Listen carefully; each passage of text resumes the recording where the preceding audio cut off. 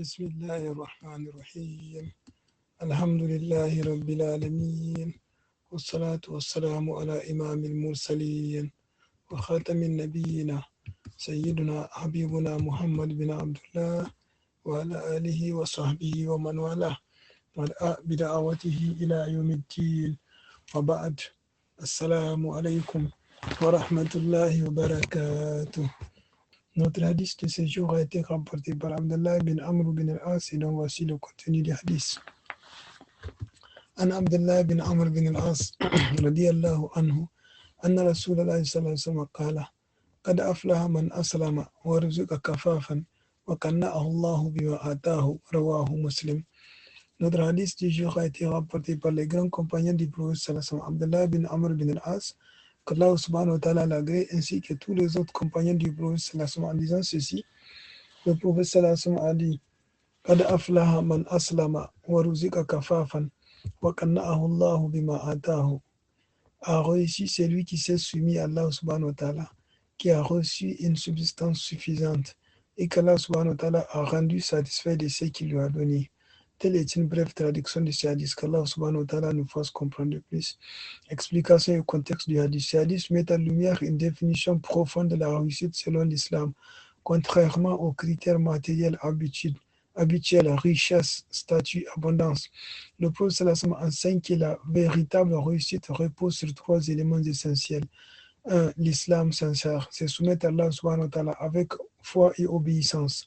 2. Une subsistance suffisante, kafaf, avoir ce qui suffit pour vivre dignement, sans excès ni manque destructeur. 3. Le contentement, qana, être intérieurement satisfait de ce qu'Allah subhanahu wa ta'ala accorde, ce qui apporte la paix du cœur. Le hadith nous apprend que le bonheur ne dépend pas de la quantité des biens, mais de la satisfaction intérieure. Une personne peut avoir peu, mais être heureuse grâce à la gratitude et à la confiance en Allah subhanahu wa ta'ala, tandis qu'une autre peut avoir beaucoup, mais rester insatisfaite. C'est donc une invitation à revoir notre conception du succès et à cultiver le contentement plutôt que la poursuite incessante de plus. Qu'Allah subhanahu wa ta'ala nous fasse comprendre de plus. Je prie notre Seigneur qu'il nous mette ainsi parmi ses meilleurs serviteurs, qui écoutent les paroles et travaillent avec les meilleurs d'entre elles. Là où nous avons dit juste et correct, qu'il nous l'agrée, et là où nous avons fait erreur, qu'il nous les pardonne. Je prie également notre Seigneur qu'il puisse pardonner à tous nos morts musulmans, qu'il leur fasse miséricorde. Et nous qui sommes encore en vie, qu'il nous fasse vivre une vie pieuse, qu'il nous fasse mourir en pleine foi, qu'il ne nous tienne pas rigueur et que la mort nous soit un repos total.